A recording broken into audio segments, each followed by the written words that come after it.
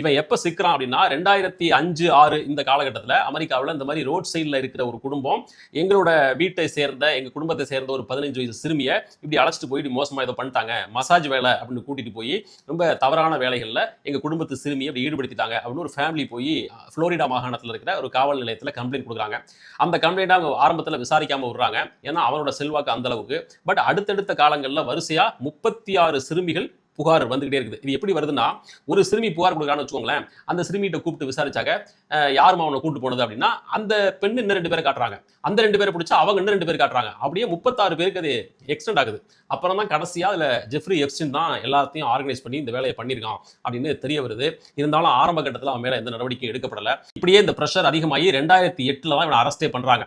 Arrest பண்ணியும் கூட இவன் மேல சார்ஜஸ் எல்லாம் போட்டுட்டு இருக்கும்போதே இவன் குயிக்கா ஒரு வேலை பண்றான். என்னன்னா, அப்ப இருந்த அரசு வழக்கறிஞர் கூட ஒரு டீலிங் போட்டுக்கிட்டு, என் மேல இருக்கிற குற்றச்சாட்டுகள்ல ரொம்ப சின்ன குற்றச்சாட்டா ஏதாவது இருக்கும் இல்லையா, அதை நான் அக்செப்ட் பண்ணிக்கிறேன், அதுக்கு மாறா எனக்கு குறைவான தண்டனையை கொடுங்க அப்படின்னு ஒரு டீலிங் போட்டுக்கிட்டு, அதுக்கு பேரு ஸ்வீட் ஹார்ட் டீலிங் அப்படின்னு சொல்றாங்க. இப்ப அமெரிக்க மீடியாவெல்லாம் அதை அப்படிதான் சொல்றாங்க.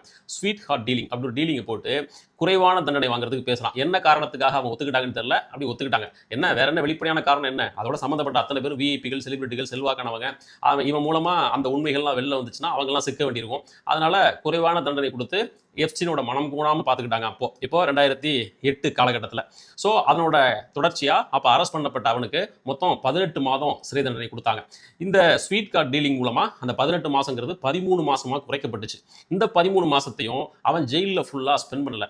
ஒருத்தனுக்கு ஜெயில் தண்டனை எதுக்காக கொடுக்குறாங்க, அவன் செஞ்ச குற்றத்துக்கான தண்டனை, முழுசா ஜெயிலில் இருக்கணும். மொத்தம் 1 வருஷம் சொச்சம், ஒரு 13 மாசம் அந்த ஜெயிலில் இருந்தான். 13 மாசமும் பகல் நேரம் முழுக்க அவன் ஆஃபீஸுக்கு போயிடுவான், நைட் டைம்ல தூங்குறதுக்கு தான் ஜெயிலுக்கு வருவான். இப்படிப்பட்ட ஒரு மோசமான சலுகையை அவனுக்கு கொடுத்துருக்காங்க.